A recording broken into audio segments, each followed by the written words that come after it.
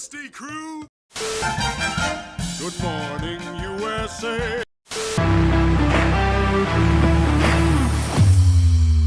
Good morning, sports fans. I'm Cameron. And I'm Thomas, and welcome back to another great episode of Good Morning Sports Fans. But always before we start, we got to have the morning question. Of course. What's your favorite cereal? My favorite cereal?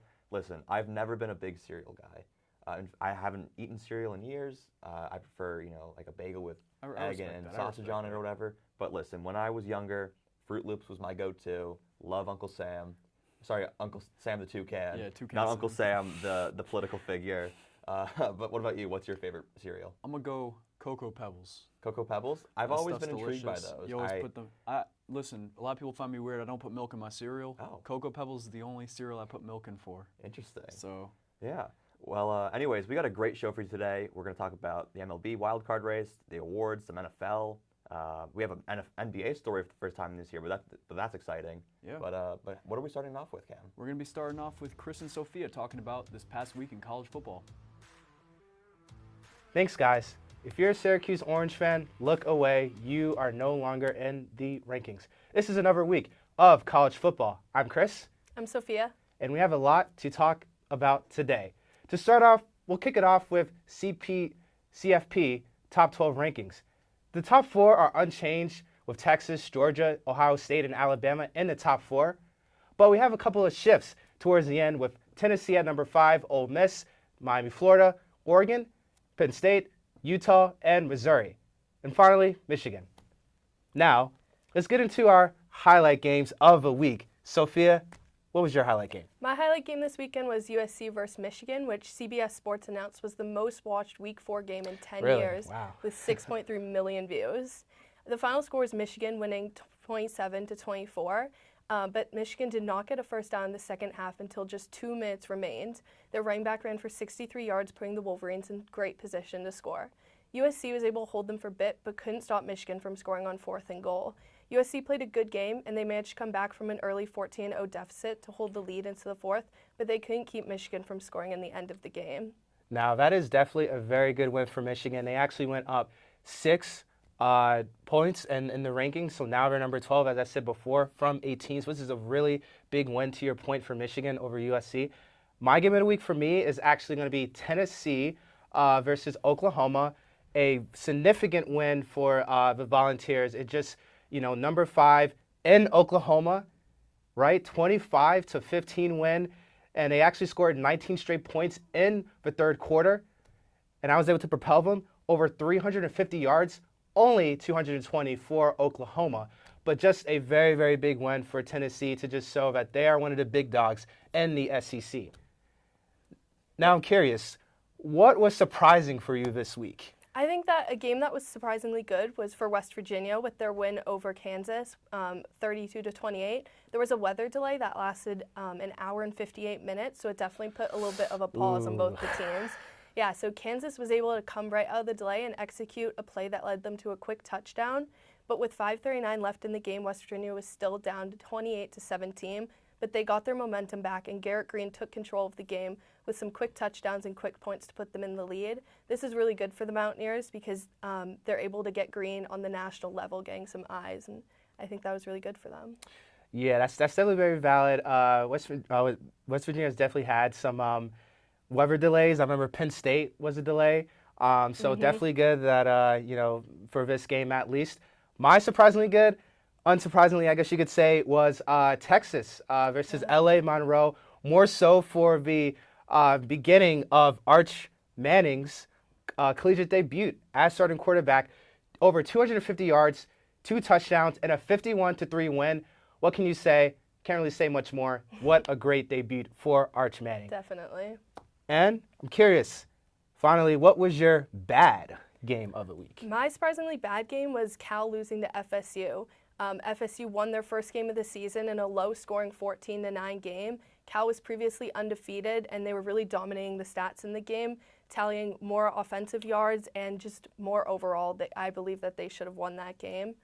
Yeah. Yeah, that's very, very, very good option. I mean, this one for me, Missouri actually is my surprisingly bad. They did beat Vanderbilt, But again, they've gone down in the rankings, down 4 from 6 to 11, which really shows that, again, they've got a lot of work to do. But that's all that we have for today. Thank you all, and I'm going to send it out to Sydney, Ty, Kay for WNBA playoffs. Thank you. Bye. Thanks, guys. Sydney Chan and Ty Sansbury here to talk WNBA playoff. And I mean, so far there haven't really been that many surprises. We've got these top 4 teams, New York Liberty, Minnesota Lynx, Connecticut Sun, and Las Vegas Aces, all winning their first games. And so far, I think, honestly, they're going to make it into the semifinal games and into the final ultimately as well. Unfortunately, that means we're not going to really be seeing much of that red-hot rookie of the year, Caitlyn Clark, who broke the league's single-season assist mark with 321 and scored the most points ever for a rookie. But honestly, I mean, I think the Connecticut Sun are going to beat out the Fever and move on into that next round. So let's get into semifinal round predictions. Let's start with the Minnesota Lynx and the Connecticut Sun. Ty, what are you thinking? The Lynx done had a good year this year, and I think being the second seed does a lot for them. But I do think the Connecticut Suns have a good potential to beat them. I think defensively, I think they're one of the better teams in the league, and I think during the playoffs come, it's a good chance that means more for them moving forward, and I think they have a good chance of upsetting the Lynx. Okay. Unfortunately, I'm going to have to disagree with you, and here's why. I think, honestly, these two teams, the series is going to be crazy. It's going to be very much back and forth. They're going to have a lot of different ideas, and they're very much equally matched. In those 2 games, that's true. The Sun did end up beating the Lynx in their regular season matches 2-1, but all of those games were very tightly contested. The Sun only scored 4 more points than the Lynx, and just building off of that Olympic break and the momentum, I think the Lynx are honestly going to take the edge. But let's switch to the other half with the Liberty and the Las Vegas Aces. What are you thinking?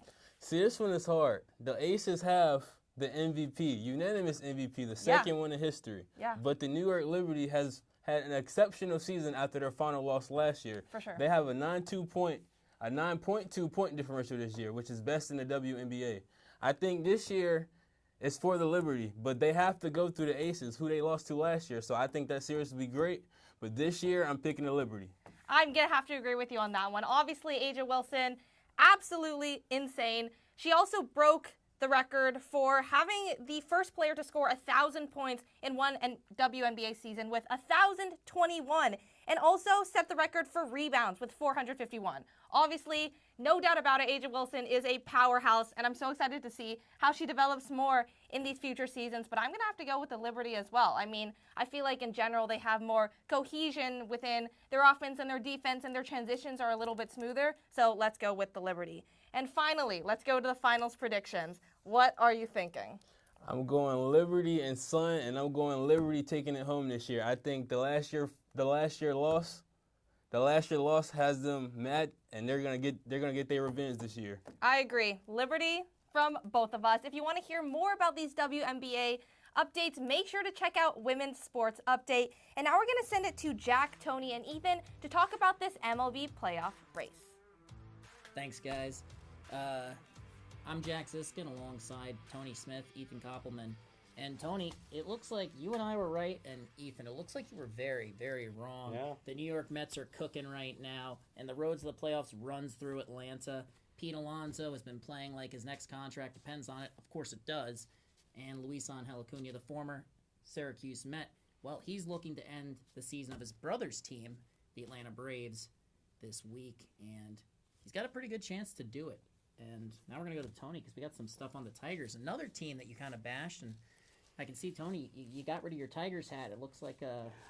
Well, you know, I got to throw a little under the bus. So, you know, I am a Tigers fan, but also you can't lie at the numbers because, Ethan, you were wrong. You know, we got this Big L. The Tigers went and swept Kansas City.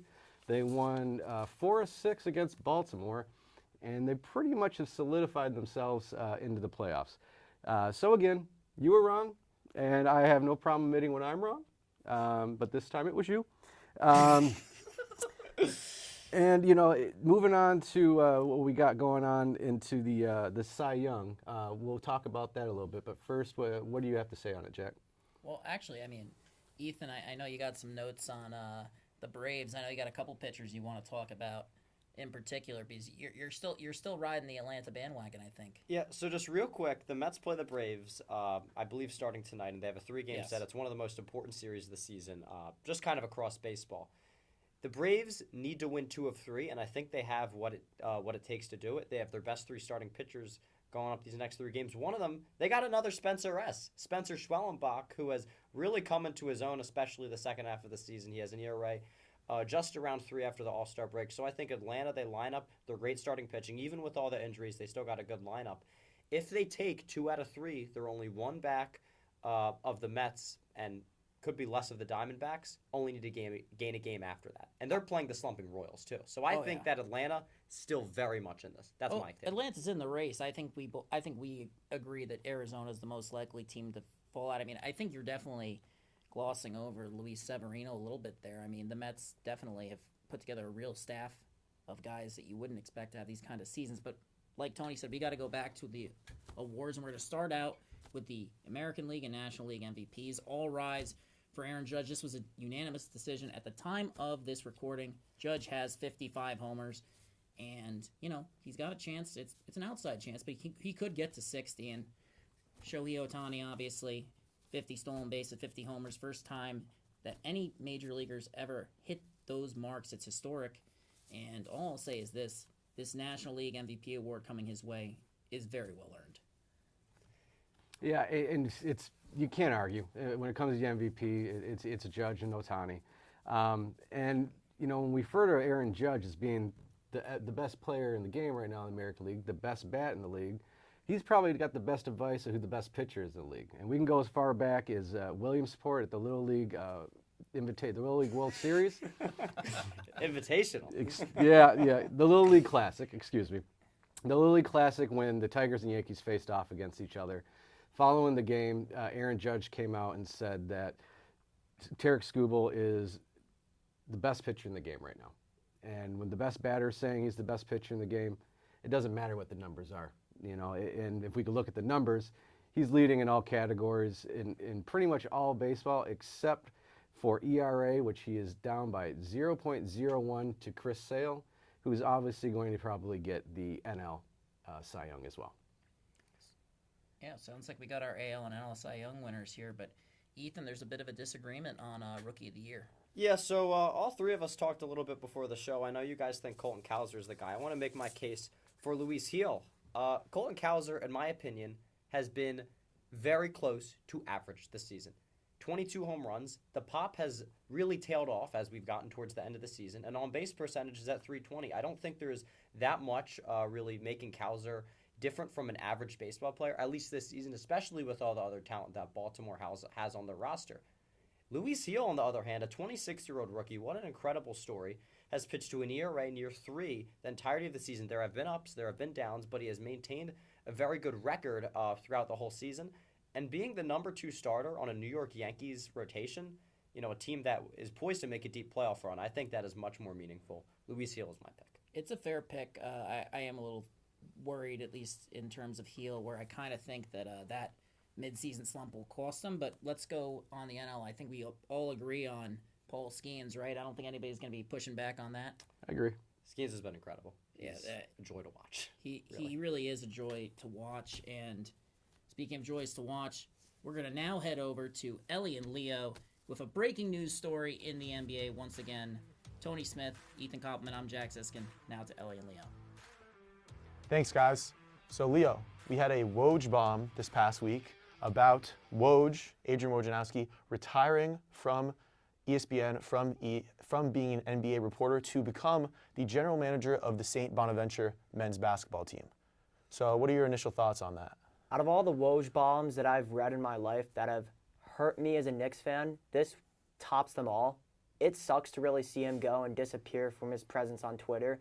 He was quoted by many NBA fans as the best Twitter reporter in NBA Twitter history, and that's over the likes of Shams Charania, Brian Windhorst, Jake Fisher, a lot of great guys that are very professional and do have the capabilities to replace him at ESPN. However, ESPN has made it very unclear on what their next move would be regarding the position of NBA Twitter reporter. Yeah, you know, I actually think it's nice. I don't want him to leave, but what he's going to do is, I think, a good job for him. He's going to his alma mater. He's going to be working for them. He's spoken about how stressful the job is for him, so it seems like he's backing off a little bit and being a little more, you know, hands-on with his family and stuff like that. So yeah, we don't know who the replacement is going to be. Maybe Shams, maybe Brian Windhorst from ESPN. But I want to talk about some of my favorite Woj bombs, some of my favorite moments. Classic moment is when he tweets the draft pick before they announce it. Also, players have spoken about how they don't like Woj because he tweets that they get traded before the team even tells them. Kelly Oubre actually recently said something about that after he retired. And then there's, like I mentioned, I started the segment, there's Woj bombs. You know, he drops the craziest tweets and out of nowhere, and NBA fans get excited for that. Classics, Anthony Davis being traded to the Lakers. We had Paul George being traded to the Los Angeles Clippers. And then a couple years ago, we had when the Nets signed DeAndre Jordan, Kyrie Irving, and Kevin Durant all in one night. He reported some of the biggest trades in recent NBA history. And I think the biggest moment, and it's such a simple tweet, is the NBA has suspended the rest of the season during COVID. That's like, I think, the best tweet that he's ever had, mic drop. But, you know, he'll be missed by NBA fans, by ESPN. They're going to get someone to replace him. And yeah, I wish him luck at St. Bonnie's, and, you know, we'll see how that goes for them. But for Ellie Gelman, Leo Schaefer, that's all we got for today. Sending it to the Week 3 NFL review. Thank you. My name is Stacy. I'm joined with Tommy, and we got Teddy. And we're going to talk about NFL Week 3, action-packed, full of great storylines. We're just going to recap and talk about the highlights, the best games of the week. Let's start with you, Tommy. What you think about NFL Week 3? What was your takeaway? top game of the week for me had to be Ravens-Cowboys. It was exciting up until the end. It was a must-win game in Week 3, which is something that you don't really see very often for the Baltimore Ravens. Starting 0-2, they had to have this game. They have a tough schedule ahead. The Ravens ran the ball 45 times in this game. Derrick Henry had over 150 yards, and it wasn't an accident. Cowboys defense is not very good at the football. They rank dead last in yards allowed per game. Yeah. They rank dead last in rushing touchdowns allowed per game. They rank dead last in rushing yards per attempt per game as well. So the Ravens had a game plan, and they executed that game plan. It came down to the wire. The Cowboys were down 22 points at the end, and they almost came back and won the game, but they squeaked it out with the 3-point lead. And I think that this game is going to be one that we look back on as a very good game. So. Oh yeah, definitely. Teddy, what was your Week 3 takeaways? What game stood out to you? I was very surprised about the Vikings' onslaught of the Texans. Sorry for those who are Texans fans, because the Vikings really look like a force in this league. Their defense really held up, forcing the ball to come out of C.J. Stroud's hand pretty quickly. The defensive line is very disciplined. They put their hand up, which caused the tip and the interception, which is great.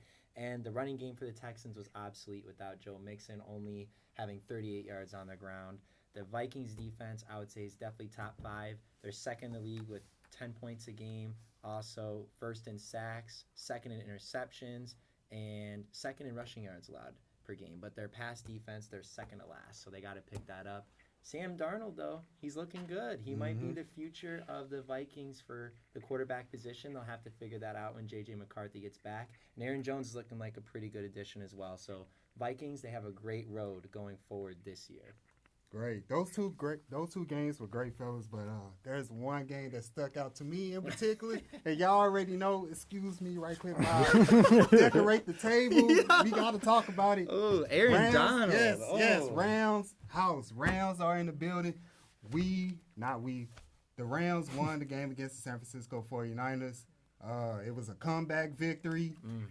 The Rams lost 9 out of 10 against the 49ers.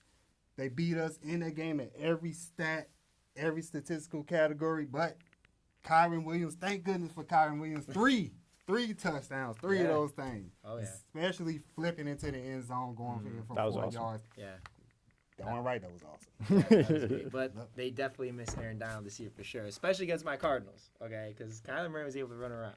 Look, I just got back from being sick. You don't need to bring that up. You just don't need to bring that up. But I do want to touch on who I think is the early leader for Rookie of the Year. And that's New York Giants wide receiver Malik Neighbors, 2nd in the league in receptions, 5th in the league in yards.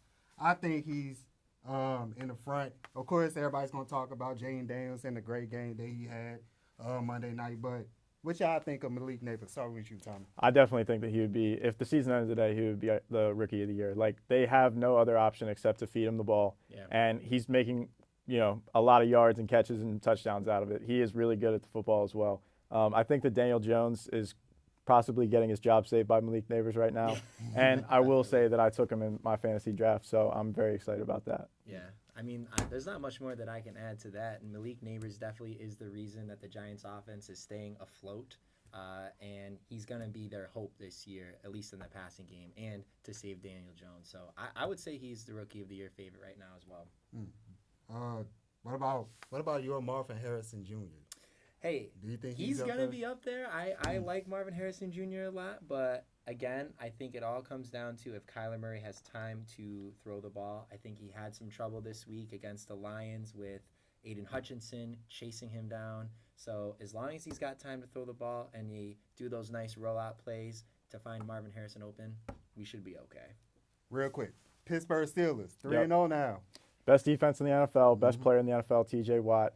They are first in yards allowed per game as a defense, and they are first in points allowed per game as a defense. Only 8.6 points per game allowed as a defense, which is crazy. They held the Chargers to -5 yards in the second half this past week, so they're definitely going to keep carrying us, hopefully. Well, we'll see about that. That was Stacy, Tommy, Teddy. Week 3 NFL recap. Now we're going to pass it on to Thomas and Carlton to see who's in the league for NFL MVP. Thanks, guys. So we're 3 weeks into this NFL season, and there's been a lot of great performances. There's been some dud performances, and there's been some in-between stuff. So my favorite conversation to have during the season is who's going to win MVP. And so, Carlton, 3 weeks into this season, what are your takes on the MVP race so far? Yeah, I mean, it's been a real exciting first 3 weeks in the NFL. I feel like it would be a disservice to talk about the MVP without bringing up Dak. I probably dislike the Cowboys as much as the next person, but you can't deny the stats. He leads the league in passing yards. I know the Cowboys are off to a rocky start. They're 1-2 currently, but, I mean, stats don't lie. Dak's passing the ball very well, and I think he can continue to do that. He has weapons around him that, are really good, really reliable. And, yeah. And another person I think can really win it is Saquon Barkley. He actually leads the league in rushing yards as well, and I think he's a big part of a contributing team who can, go as far as the Super Bowl. I think he's the difference maker on that team, and he's doing a really good job so far. I agree, yeah. I mean, I think Saquon Barkley, I definitely think he's second on my race for the MVP. But, and no, it's not just because I'm a Bills fan, but I really think that Josh Allen is the MVP so far in this season. I mean, he's led the Bills to a 3-0 record despite losing Stephon Diggs, the man who propelled his career to new heights. As much as the Bills fans appreciated Stephon Diggs and appreciated what he did for the team, I think Stephon Diggs leaving this team has propelled Josh Allen's career even further to the point where he doesn't have to force the ball to him. And now he's finding guys open everywhere. It's a committee receiver room. This is his first time in his career where he's gone 3 games without an interception. And since 2020, we're 25-3 when Josh Allen does not throw an interception. So if Josh Allen keeps playing, no turnover football, and he keeps, finding guys wide open, and keeps his legs going, he's going to run away with his MVP race. But yeah, like you said, Saquon Barkley, he's led the league in rushing yards as well. He's up to 4 touchdowns already, which is remarkable through 3 weeks of the season. So it'd be wrong to not bring him up and say that if not Josh Allen, then Saquon Barkley is the most valuable player in this league. Before we pass it off to someone else, I just wanted to ask, do you have any dark horses in this race, or is there just a clear favorite and that's it? Well, yes, Thomas, I actually do have a dark horse. His name is Sam Darnold. He's the quarterback on the Vikings. They're off to a 3-0 start, which I think caught everyone off guard. He's looking really good out there. I know he leads the league with passing touchdowns with 8. I think he has a pair of interceptions, but, He's playing good. That comes with the game. That comes with the game, you know. He's playing real good. Has his team off to a really good start. I think he's the dark horse pick for this year. I absolutely agree. He's the dark horse. Leads the league in 8 touchdowns, like you said. Who's second? Josh Allen with 7. I mean, I have nothing more to say, so I think we're going to throw it to Mikey and Cedric for next week's preview of the NFL. Welcome in. I'm Mikey Lamar, joined by Cedric Derecho. And this week, we are talking about the Week 4 NFL, more specifically, some of the big-time matchups. So first on the list, we have Buffalo at Baltimore. What are your thoughts, Cedric?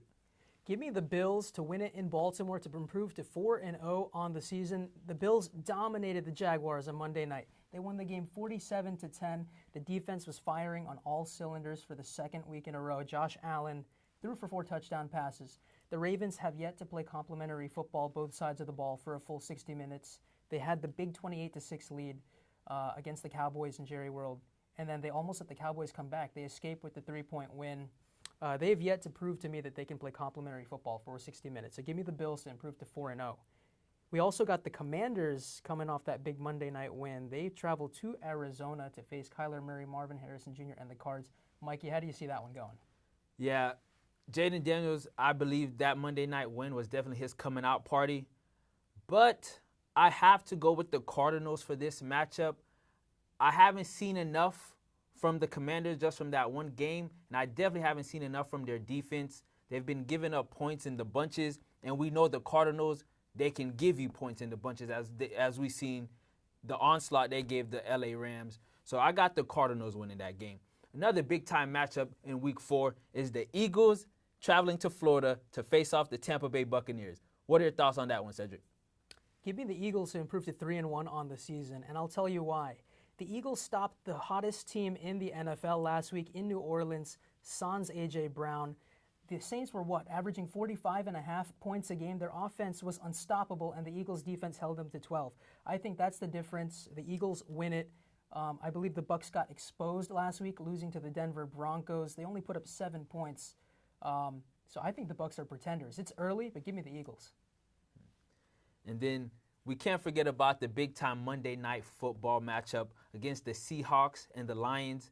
Seahawks are 3-0, but I think this week they get their first loss from Dan Campbell and the Detroit Lions. The Seahawks are without Kenneth Walker. He might play, he might not, so that's still a big question mark for me. And then the Lions, we just know what they can do on both sides of the ball. They're at home. They defend home field well. So I like the Lions to come out with that game and just show the Seahawks why they were in the NFC Championship just last season. And that'll do it for us. We'll toss it to the outro. Thank you guys for tuning in to another great episode of Good Morning Sports Fans.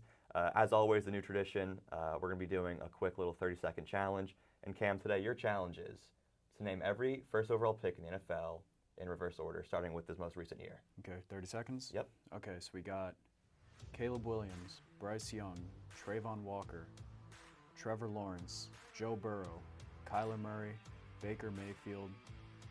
It was 2017. Oh, it was Myles Garrett, Jared Goff, Jameis Winston, Jadeveon Clowney, Eric Fisher, Andrew Luck, Cam Newton, Sam Darnold, my goodness, Matthew Stafford. Sam Darnold?